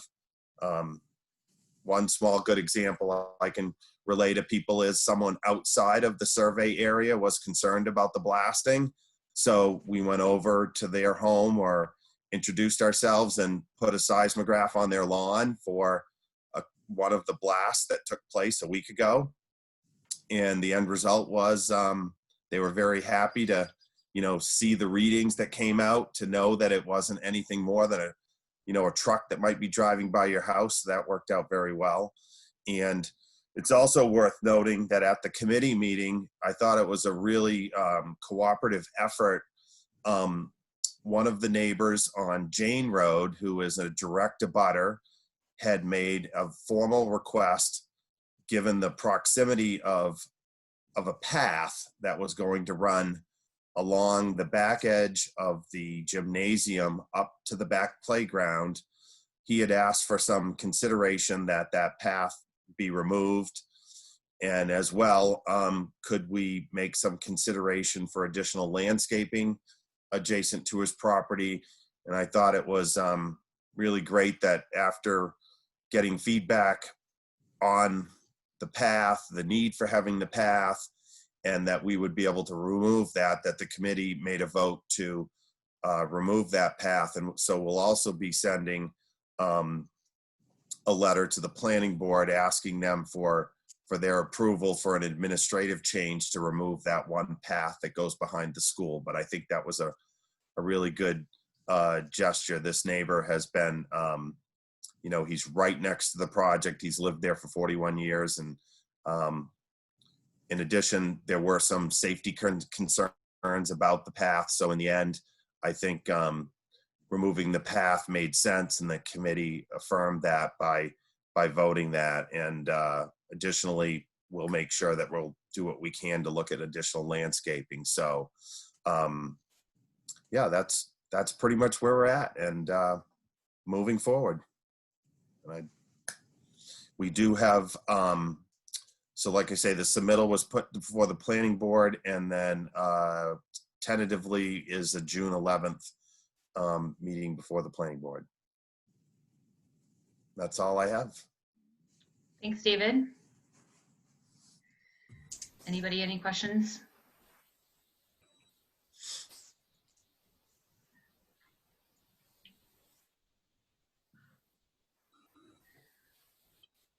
All right, there's no questions, then that will move us on to the school naming process.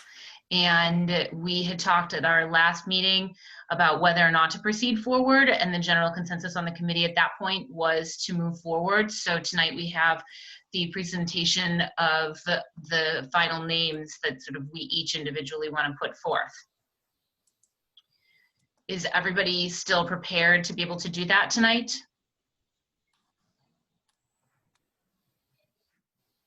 Can I pop in for a sec, Sarah? Sure. Mm-hmm.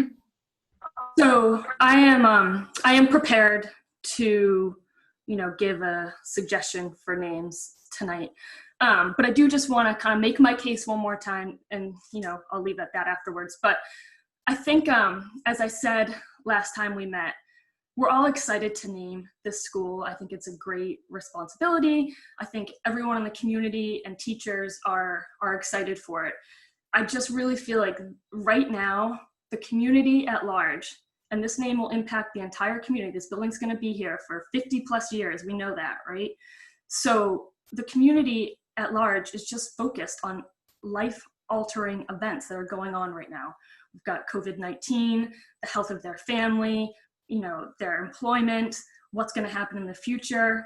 And then as a school committee, we also have major items on our plate: the budget, transition of a new superintendent, planning for re-entry and all the uncertainties and complexities that go with that, and an upcoming election where 40% of our committee is, you know, up for election. So I want to do this. I want to name the school, but I want to do it at a time that everybody can be involved and we can really celebrate the name of the new school. So I would personally like to just postpone this until we're in a much more stable point than we are now. And that's my 2 cents on it.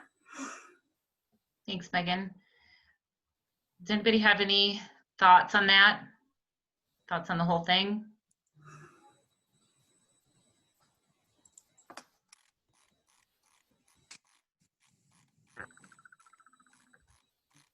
I guess one of my concerns with tabling it tonight would be that, you know, I don't know when this is going to kind of, you know, our entire situation is going to resolve itself. And, you know, similarly to the discussion around graduation, and that, you know, it would be a shame to postpone it till August and then have August not be able to happen. I guess I just question where, you know, when this will sort of ease up and allow us to sort of have the space to be able to function differently. Although I do, you know, that's not to say that I don't agree with your points as well, Megan. Yeah, and I think that's completely valid, Sarah, because it is so uncertain, right? And I'm not suggesting that we kick this can down, you know, and postpone it for a month. I'm suggesting that we postpone it for a period of time, which we can't really say what it is right now, but, you know, maybe it is 6 months. But I just feel like the community isn't even focused on this. Everyone's just trying to like, get through a day, and we're asking for feedback. And I just don't think that the community at large is at a place where they can really focus on that feedback. And then for all of us, the teachers, the staff, the students, to then celebrate it. It's going to be a great bringing together for the schools and for the teachers. And I want to be able to celebrate that. Sarah?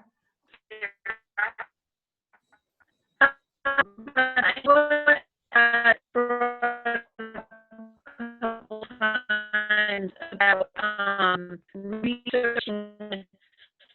Hey, Sarah, hold on. We're not being able to hear you. Can you? Hey, Sarah, can you turn your video off and see if that's better?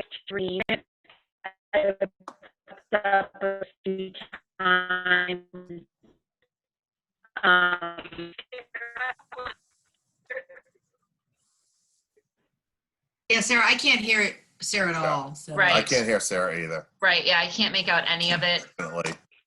Sarah, can you try turning your video screen off?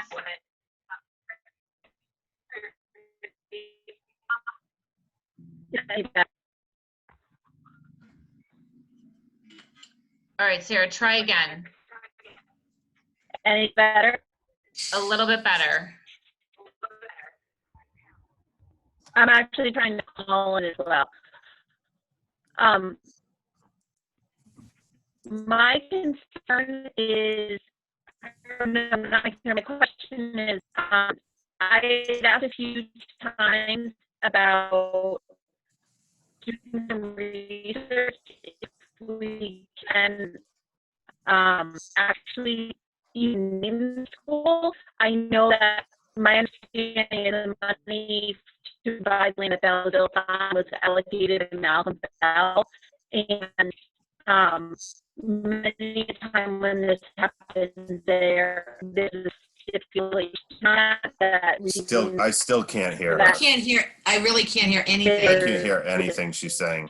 All right, and I'd ask if we could put some research into. Sarah, your phone is up. I think what she's saying is that earlier we had asked if we could figure out whether or not that site was named Bell or if it was just the building. Yes. Can you hear me better now? I called in. Yeah. Yeah, much better. Okay. So my question is, I'd asked for us to clarify if we are allowed to name the school. I had started to try to do a little research myself, but I think Sarah Gold, you had said you were going to try to reach out. I don't know if it was to the archives or who it was to, but a lot of times when money is donated for the purpose of a specific thing like the use to build a school, there are stipulations put on that. Was there a stipulation put on this gift that it be obviously for the building of a school to educate children, but was there a stipulation as far as the name bearing that of the donor? Do we know? I did not get any further information on that.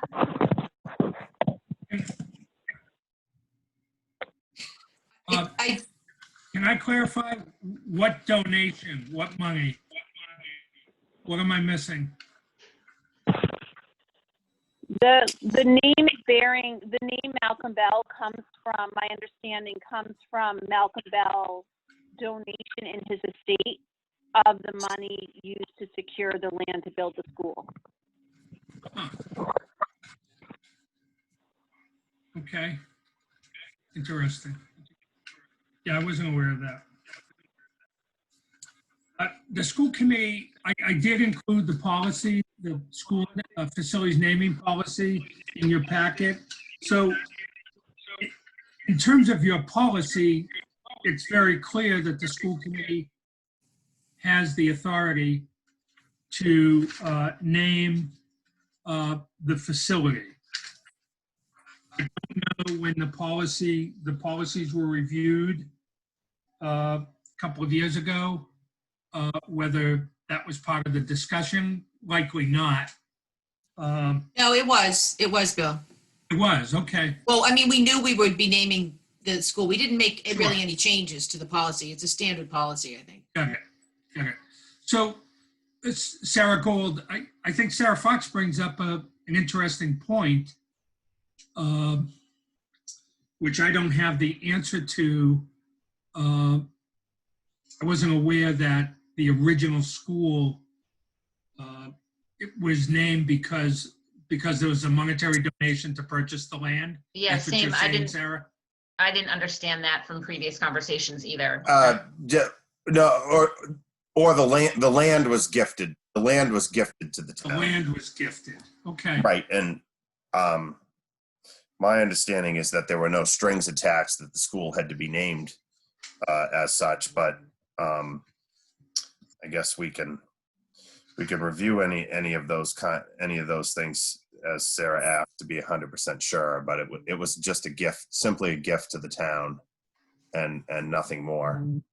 David, do you recall, was there any research done on the part of the building committee when you were going through the site selection process to understand if there were, various attachments or issues with the different sites? Just that, all the documents that were related to the original property and how it was designated as a school, and all of the related filings with the Essex deeds and things like that. But I don't recall anything coming up related to the name whatsoever. So. I mean, you don't want to go down this road and then find out, whoops, we have to take a step back. So this may be a matter town council can assist the committee with. I'm happy to have a conversation with Jason and to come up with an understanding of how this question would be best answered, if you'd like me to do that. Yeah, that sounds like a good idea. Okay. Yeah, we can certainly get clarification, because it wasn't donated by the Bell family and then it became the Bell School. It was donated by another family, but we can, it's one more thing we can certainly just make sure we're 100% clear on. Okay. Yep. But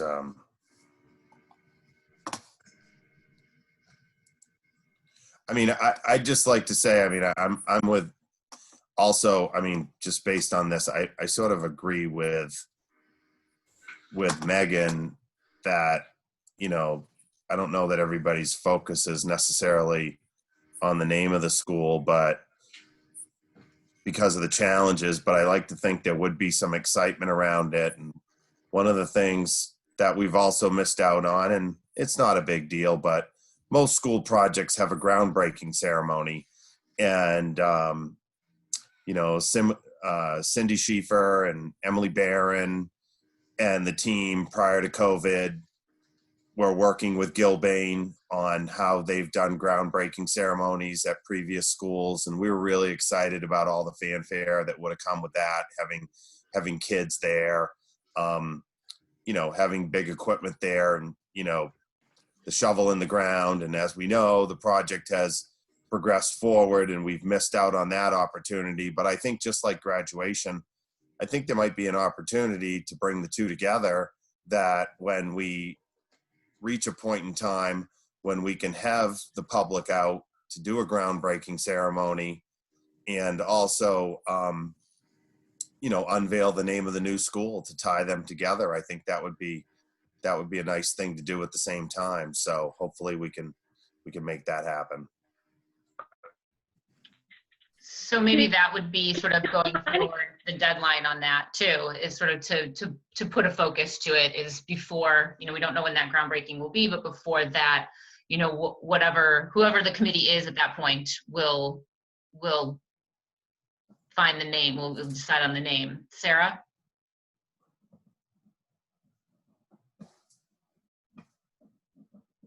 Hold on, I'm unmuting your phone. There.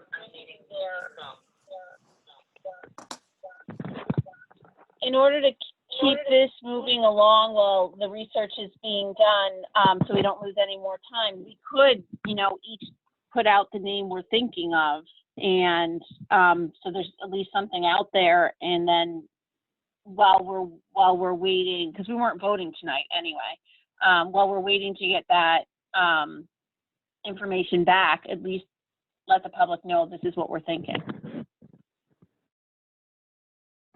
So basically your suggestion is for us to proceed forward, but then with the possibility that the vote, because what was planned was tonight was going to be what names we were moving forward to the final, and then at the next school committee meeting in 2 weeks that we would take a vote after having received public feedback via email, as well as the opportunity to do public. Yes, I was just saying.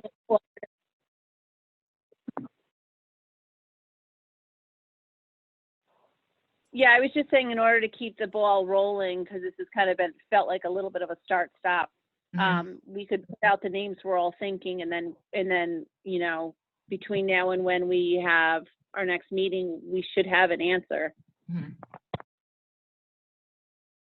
I think I guess, again, just to kind of state my case, I'm suggesting that I think we should postpone it until the community can really put their arms around it and, have the kind of bandwidth in their own lives to make the feedback, because that's part of our process, right? As according to the policies, to make sure that we get community feedback. And I just don't think I can't say anybody, I think a lot of people just aren't in the place to provide that right now. So I'm suggesting that we postpone it for until we're in a more stable kind of global situation than we are now. And I'm suggesting we table the conversation.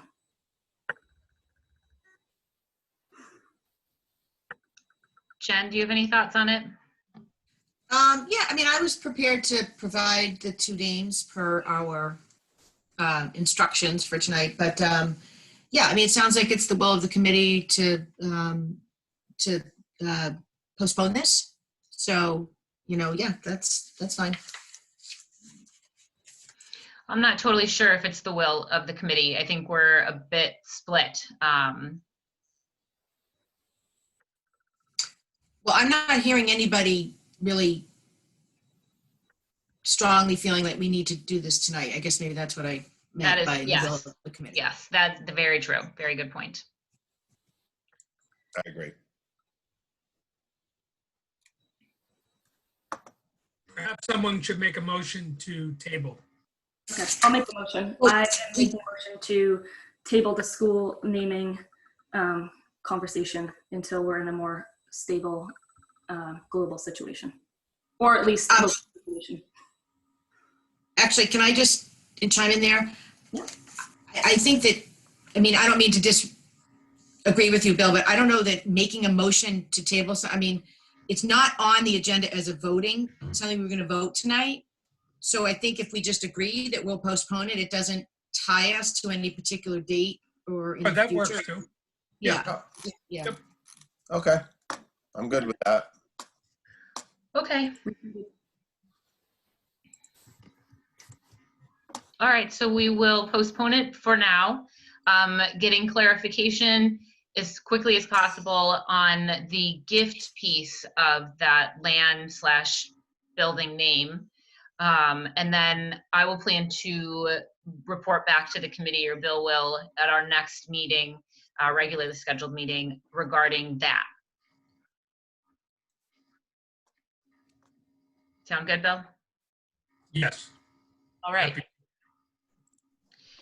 Okay. That is that. All right. So that, unless anybody has anything else to say about this school name, that brings us into closing business. Does anybody have any new business? I do, Sarah. Go ahead, Jen. Can you hear me okay? Yeah, I meant to do this last meeting and whatever, obviously things are going on. But we did receive from the MASC, the Massachusetts Association of School Committees, they do an annual award nomination process for all school districts that allows school districts to nominate and various different awards, including an Outstanding School Partner Award. Some of you may remember last year we nominated, I had put forth and we agreed to nominate the Magic Hat as an Outstanding School Partner, and they were awarded that. I think if we nominate one, I think basically they get it. So I was going to suggest, because our nominations are due on June 1st, if we choose to nominate a school partner, I was going to suggest that we nominate the Marblehead Boosters as an Outstanding School Partner. And I'll just read this quickly. It says that the Outstanding School Partner Award recognizes a corporate or nonprofit entity who, through their contribution to the public schools of an individual community, have demonstrated support for public education. The contribution may be in any form, including financial, programmatic, or in-kind, and may represent single or multi-year support, provided that it is ongoing during the year the nomination is made. So I am suggesting that we consider the boosters. They've just, I mean, they've forever since I've known them, they've done an amazing job, but they've just really, you know, particularly this year, they've come through with us, for us with, well, last year, the advertising, the tennis courts, now the mural. I mean, it's just the snack shed a couple of years ago. I mean, it's just been, you know, The weight room. Don't forget the weight room. Yeah, I'm sorry. I'm Yep. sorry. All the work. Yeah, there's so many things. Yeah. Yeah. And, you know, if they let us do a person, I would say Muffy, Paquette, and the boosters, but, you know, it's an organization, and she is part of an organization. So anyway, I was going to ask the approval of the committee. I don't know how we want to do this, make a motion or not, if I could submit this. I think that's a great idea. Yeah, absolutely. I'd be happy to make a motion for Jen to submit the Marblehead Boosters as a recipient of, can you remind me what the name of it is? Jen, what's the name of the award? It's the, it's the Outstanding School Partner Award. So my motion would be to, for Jen to nominate the Marblehead Boosters for the Outstanding School Partner. School Partner. Thank you. My brain is shot. It's late. School Partner Award. So moved. Second. All right. So, and I'll just mention, let me just mention that they do require, you know, some reasons and some backup. So I will do this write up if it's the will of the committee. I will. Well, actually, I can't share it with you in public before I submit it. So if you give me the okay, I will write this up. I'll send it in to MASC, and I'll put a copy in for the package for our next meeting, just so you can see what I submitted. Great. Yeah, sounds good. All right, so we have a motion and seconded. Sarah Gold, yes. Jen Schaffner? Yes. Sarah Fox? Yes. Yes, thank you for doing that. David Harris? Yes. Great And idea. Megan Taylor? Yes, absolutely. All right, that motion carries 5-0. Thank you, Jen. Well, thanks. Thanks, everyone. Yeah, thanks for bringing it to our attention as well as for doing that for us. All right, any other new business? Okay, so that leads us to adjournment, and I will officially adjourn our meeting at 9:03 p.m. Thank you, everyone. Thank you. Great holiday weekend. Thanks. Yeah, be safe. Good night. Good night.